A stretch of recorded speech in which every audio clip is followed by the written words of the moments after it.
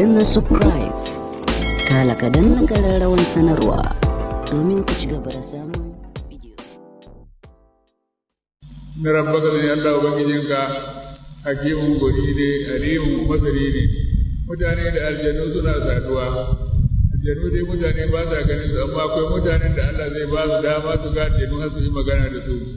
Kuma yadda shedanun aljanu suke tare da shedanun mutane, haka yanzu aljannu sun ba wa muminansu suna tare da muminan mutane. Yanzu abin da muke da shi a hali yanzu aljannu wanda suka shiga da rigar tijjaniya muna da miliyan 2,000. Miliyan 3,000 aljannu da suka shiga tijjaniya. Akwai mukaddamansu miliyan 200. To yanzu mun sa su nema mana su bincika mana manyan malamansu, muna so mu naɗa su zama shehunai cikin ɗariƙar tijjaniya. Muke su nema mana su haɗa mana manyan malamansu ko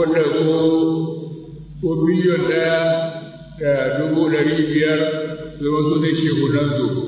Kana cikin wannan aikin muna saduwa da su ta wata hanyar da ake saduwa.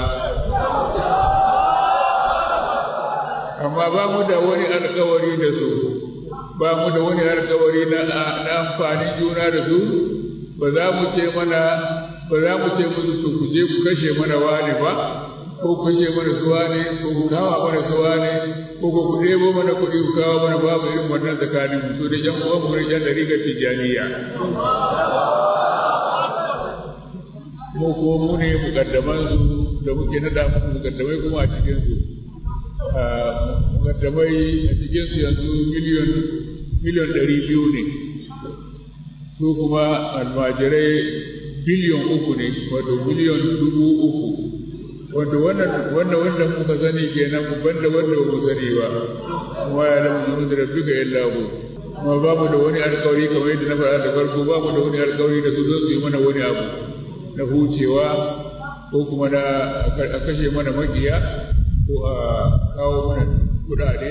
Duk babu wannan. Mu da yan uwanmu ne, muna jin daɗin zama muna da yan uwa aljannu, su kuma suna da daɗi, suna da yan uwansu mutane. Amma yan uwa suna kawo shawara irin wannan shawarar, ko za a gyara ne gaba. Gyara wato ya kamata mu gayyace su duba yadda za su taimaka mana. Su yi mana maganin masu zagin waliyai, masu kafirta musulmi, wanda yanzu ba mu yi ba. Su yi mana maganin masu boko haramun, duk da ba mu wannan ba. Muna shawaran za mu nemi waka a wajen su yi mana irin waɗannan ayyuka. Abubuwan da yan boko haramun suke wa musulmi suna kakkace, suna kore gidajensu nan, ya kamata aljannu su sa hannu su taimaka a cikin wannan.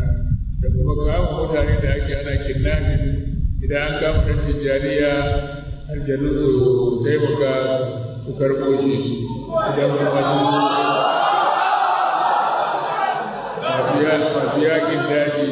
masu yakin daji masu kashe mutanen nan, mai magana da roƙe su taimaka mana irin wannan don jihadi ne.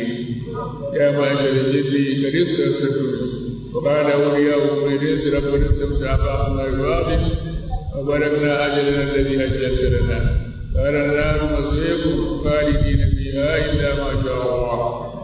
Mutane makomar kafirin mutane da kafirin aljannu za su dawo masu mutan gida ma shi masha Allah, sai da lokacin da Allah ya ga dama ake su fito waje su sha ruwan zafi. Inda rabbaka ne Allah ubangijinka hakimun alimun, wani ne duk abin da ya aikata cikin wani zanzan ya aikata, alimun masani ne duk abin da ya aikata cikin sanin